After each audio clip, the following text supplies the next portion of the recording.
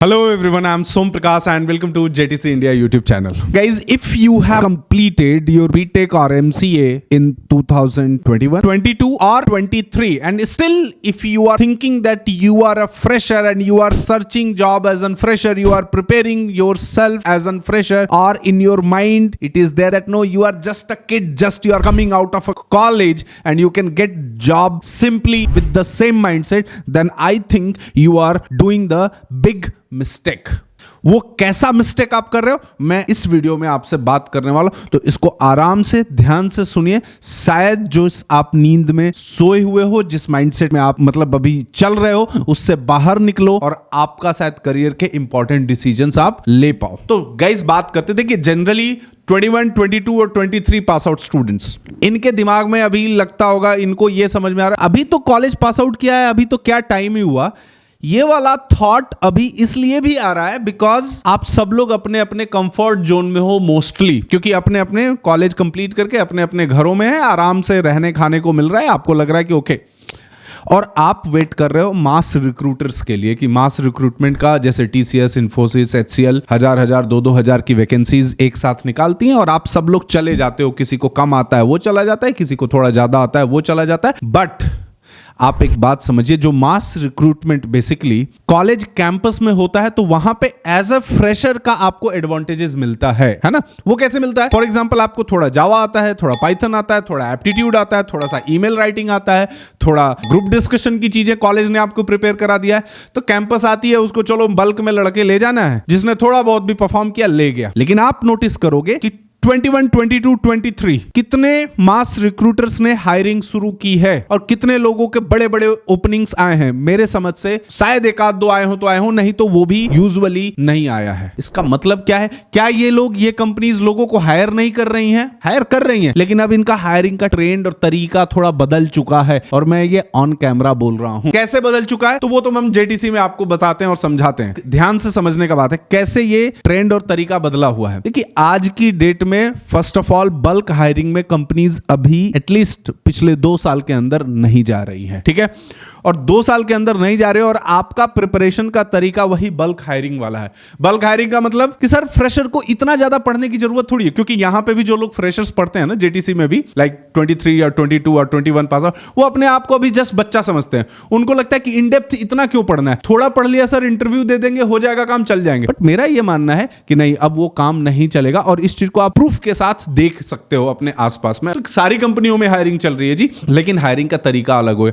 पहले क्या होता था, पहले जो बल्क रिक्रूटमेंट्स होते थे उसमें हायरिंग का सबसे पहला क्राइटेरिया क्या होता था आपका, कि बीटेक मे बी 60%, 70%, 80%, चलो ये एक क्राइटेरिया हो गया। अब उसके बाद वो स्किल देखते थे कि ठीक है, कॉम स्किल अच्छा है कि नहीं, थोड़ा बहुत नॉलेज C++, जावा वगैरह का है या नहीं है। चलो है जी, बढ़िया है, बोल लेता है, एटीट्यूड ठीक है, सब कुछ अच्छा है, चलो ले लो। HR में थोड़ा अपने बारे में इंट्रोडक्शन वगैरह दे लिया, देन इट इज फाइन। अब का हायरिंग ट्रेंड थोड़ा बदल चुका है। वो कैसे बदल चुका है जी? बदल चुका है ऐसे कि अब जो है कंपनी पहले अपना रिक्वायरमेंट को मेन फोकस में रखती है, ज्यादा हायरिंग करते समय भी, ठीक है। पहली बात कि ज्यादा बल्क में हायरिंग करने से अवॉइड कर रहे हैं ये लोग, ठीक है। तो वो कैसे कर रहे हैं? ये चंक्स में हायर कर रहे हैं, 100, 50, है ना, 20, 30, ऐसे प्रोजेक्ट रिक्वायरमेंट के हिसाब से।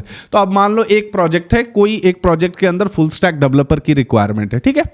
अब ऐसा नहीं है कि एक प्रोजेक्ट के फुल स्टैक डेवलपमेंट के रिक्वायरमेंट सारे एक्सपीरियंस लोग ही काम करेंगे, सारे 10 years, 12 years, 5 years, 6 years, 3 years के वाले ही काम करेंगे। नहीं, चलो जो एक्सपीरियंस वाले लोग हैं वो तो हैं, क्योंकि एक्सपीरियंस के साथ कॉस्ट भी आ रहा है कंपनी को, है ना। अगर मान लो 5 इयर्स एक्सपीरियंस हो तो उसका कम से कम पैकेज 17 लाख 18 लाख होगा, ठीक है। अब कंपनी क्या सोचती है कि चलो 3 लोग एक्सपीरियंस वाले आ गए। अब साथ में ये क्या करती है कि यार ऐसे अपने को कॉलेज पास आउट लड़का, फ्रेशर लड़का मिल जाए जिसका कम से कम हैंड्स ऑन हो फुल स्टैक डेवलपमेंट पे, उसको स्प्रिंग आता हो, स्प्रिंग बूट आता हो, ये आता हो, वो आता हो, ठीक है, मतलब पूरा इसको टूल्स आता हो, एटलीस्ट इसको एक ठीक ठाक नॉलेज हो, उसको वो फट से हायर कर लेती है। हायर करके उसको पैसे भी देती है, 5 लाख 6 लाख का पैकेज दे देती है, ठीक है। अब वो क्या करती है कि वो जो सीनियर डेवलपर्स थे उन्हीं के साथ आपको लगा देती है। धीरे धीरे आप 1 साल 1.5 साल के अंदर अच्छे से हो जाते हो, बिकॉज वो अब क्या चाहते हैं कि ट्रेनिंग देना नहीं चाहते हैं आपको। They don't want to give any training. तो इस तरह से बेसिकली हायरिंग चल रही है और खूब हायरिंग चल रही है। लेकिन इस ट्रेंड को जो लोग नहीं समझ रहे हैं उनकी हायरिंग हो भी नहीं रही है। Those whoever is not thinking कि नहीं हमको इतना पढ़ने की जरूरत है या ये है, उनकी हायरिंग नहीं है और उन्हीं की जॉब लग भी नहीं रही है। अब थोड़ा सा आप बात समझना, मैं ये बात नहीं कर रहा हूं कि आप जेटीसी में पढ़ रहे हो या आप जेटीसी में नहीं पढ़ रहे हो, इन चीजों से ऊपर की मैं बात कर रहा हूं। अगर आप जेटीसी में भी पढ़ रहे हो और इस माइंडसेट के साथ हो कि थोड़ा सा पढ़ लिया काम हो गया, जॉब क्यों नहीं लग रही है, मेरे फ्रेंड की लग गई मेरी क्यों नहीं लग रही, देखिए हर इंडिविजुअल अलग होता है। लेकिन आपको अगर जॉब लेना है तो आज की डेट में आपको अपने आप को बच्चा समझना अब बंद करना पड़ेगा। आपको यह समझना बंद करना पड़ेगा कि आप जस्ट कॉलेज से निकल रहे हो। आपको अपनी प्रिपरेशन इन डेप्थ करनी पड़ेगी। और मैं बात जब कर रहा हूं इन डेप्थ करने की, तो मैं ये बात कर रहा हूं कि आपको जैसे हम लोग ईयर गैप की तरह आपको सोचना पड़ेगा। ईयर गैप के केस में बेसिकली क्या होता है, ईयर गैप के केस में क्या होता है कि कॉलेज के बाद उसके करियर में एक ब्रेक आ चुका है, 2 साल 3 साल से वो कुछ काम नहीं किया, तो वो अपने आप को इतना ज्यादा पढ़ाई करता है, इतना ज्यादा स्किल्स को अपने इंप्रूव करता है, सो दैट कंपनी इंटरव्यू जब लेती है तो उसको लगता है कि नहीं यार इसके पास नॉलेज है। वो फिर आपके ईयर गैप को थोड़ा सा साइड कर देती है। उसको लगता है कि चलो पढ़ाई किया हुआ है एंड देन इसको वो जॉब ले लेती है। तो इसी तरह से मैं जेटीसी में आपको ये बोल रहा हूं कि ठीक है, आपको मैं एज एन फ्रेशर अब ट्रीट तो कर नहीं रहा हूं, मैं अपने हिसाब से और विद अपने एक्सपीरियंस से आपको मैं ये समझ रहा हूं कि, और आप ईयर गैप है नहीं, आज 24 आ गया यार, है ना, 22, 21 या 23, तो अब धीरे धीरे आपका टाइम तो निकल रहा है। और ऐसा नहीं है कि 1 महीने में आपकी जॉब हो जाएगी या 2 महीने में आपने नई पढ़ाई की है, नई तैयारी की है। जब आप पढ़ाई कर रहे हो, चीजों को तैयार कर रहे हो, तो टाइम तो थोड़ा सा लगेगा। तो मैं आपको ईयर गैप वाली तैयारी करवाना चाहता हूं। और ईयर गैप वाली तैयारी में मतलब चीजों को, सब्जेक्ट्स को इन डेप्थ पढ़ना और समझना और काम की चीजों को पढ़ना। क्योंकि इस स्टेज पे आपको ये क्लियर होना चाहिए कि आपको क्या पढ़ना है और क्या नहीं पढ़ना है। क्या पढ़ना है वो तो ठीक है, लेकिन क्या नहीं पढ़ना है ये भी क्लियर होना चाहिए। कहीं मैंने जो एक वीडियो मैंने बनाई थी, उस वीडियो के मेरे बारे में बात किया था ओवर हाइप्ड कोर्सेज। कहीं आप ट्रेंडिंग कोर्सेज के चक्कर में तो नहीं फंस रहे हो, पढ़ भी रहे हो, मेहनत भी कर रहे हो और वो ट्रेंडिंग कोर्स पढ़ रहे हो। For example as a fresher आप डेवऑप्स की तैयारी कर रहे हो, डेवऑप्स के टूल्स पढ़ रहे हो, क्या हो जाएगा डेवऑप्स की company as an DevOps engineer आपको एज अ फ्रेशर लेवल पे हायर करेगी ही नहीं। क्योंकि वो आपको पता है, कंपनी को भी पता है कि 22 पास आउट है या 23 पास आउट है, इसने बस थोड़ा बहुत पढ़ लिया है और उस पढ़ने से कुछ होने वाला नहीं है ना। क्योंकि उस कॉम्प्लेक्सिटी को शायद आप राइट इन द बिगिनिंग नहीं समझ सकते हो, पढ़ के नहीं समझ सकते हो जब तक आपका हैंड्स ऑन एक्सपीरियंस उन चीजों पे नहीं है। वेरएज डेवलपमेंट के केस में क्या होता है, जैसे आप फुल स्टैक डेवलपर, तो फुल स्टैक डेवलपर का टारगेट क्लियर होता है, कोई पर्टिकुलर टास्क का काम क्लियर है कि ये काम करना है, उस काम को दे दिया गया, उस पर्टिकुलर मॉड्यूल को दे दिया गया। उस फ्रेशर लड़के से कोई उसको पता नहीं होता है कंपनी के अंदर कि ये प्रोजेक्ट क्या है, प्रोजेक्ट कितना लंबा जा रहा है, क्या क्या मॉड्यूल है, नहीं है। आपको एक सर्टेन पर्टिकुलर छोटा सा काम दे दिया गया, आप उसको कर लिए, फिर थोड़ा बड़ा काम दे दिया, कर लिए, नहीं हुआ तो आपका सीनियर आपको समझाया, कर लिए, है ना। उसे पूरा प्रोजेक्ट इफेक्ट नहीं हो रहा है अगर आपने किया भी तो या नहीं भी किया तो। लेकिन होता क्या है कि जब आप इन चीज़ों को पढ़े रहते हो, स्प्रिंग बूट वगैरह को अच्छे से पढ़े रहते हो, टाइम दिए रहते हो, तो आराम से आप उस काम को कर लेते हो और आप कंपनी के कंप्लीट उस टीम में धीरे धीरे फिट हो जाते हो और 1 आध साल बाद एकदम आप मास्टर हो जाते हो। मेरी बात आपको समझ में आ रही है? तो आप अब जो मैंने बोला कि आप जेटीसी आइए, बात करिए, इन चीज़ों को समझिए, अपने करियर को आगे बढ़ाइए और कंफर्ट जोन से बाहर निकलिए।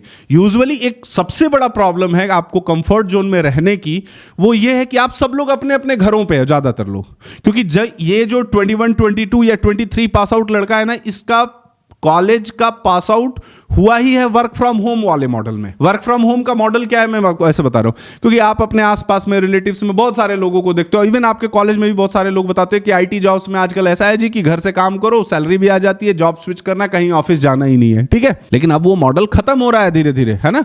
और वो मॉडल आपको जॉब लेने के लिए सही नहीं है, जो जॉब कर रहा है उसके लिए सही है। जब आप अपना करियर स्टार्ट करो, आपके लिए एक इन्वायरमेंट ही नहीं है, आप अपने गांव में रह रहे हो, कहीं घर में रह रहे हो, आपका फोकस ही शिफ्ट हो चुका है पढ़ने से, आपका फोकस ही इससे हट गया है कि नहीं। आपका छोटा छोटा फोकस है। क्या छोटा फोकस है कि घर में रह लें, यहां से जॉब ले लें, यहां से ऑफर लेटर आ जाए, तब जाएंगे शहर में जी, तब जाएंगे दिल्ली, नोएडा, बेंगलोर, हैदराबाद, चेन्नई, पुणे, बेंगलोर, मुंबई, यहां पे तब जाएंगे। क्यों जाएंगे?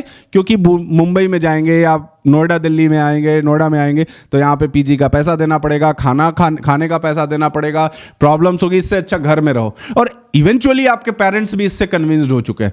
आपको पता नहीं है आपको और आपके पेरेंट्स को कितनी बड़ी प्रॉब्लम घर में रहने की वजह से आ रही है जब आप मार्केट में एक्चुअल उतरोगे और सीरियस होकर उतरोगे, तब ये बात आपको समझ में आएगी। तो ये जस्ट मैं इन वीडियोस को इसलिए बना देता हूं कि मुझे जो रियल में प्रॉब्लम समझ में आती है मैं उन पे वीडियोस बनाता हूं, है ना। और ये बात मैं आपको बता रहा हूं, आपको अगर सही लग रहा है इस वीडियो को ज्यादा से ज्यादा शेयर करिए।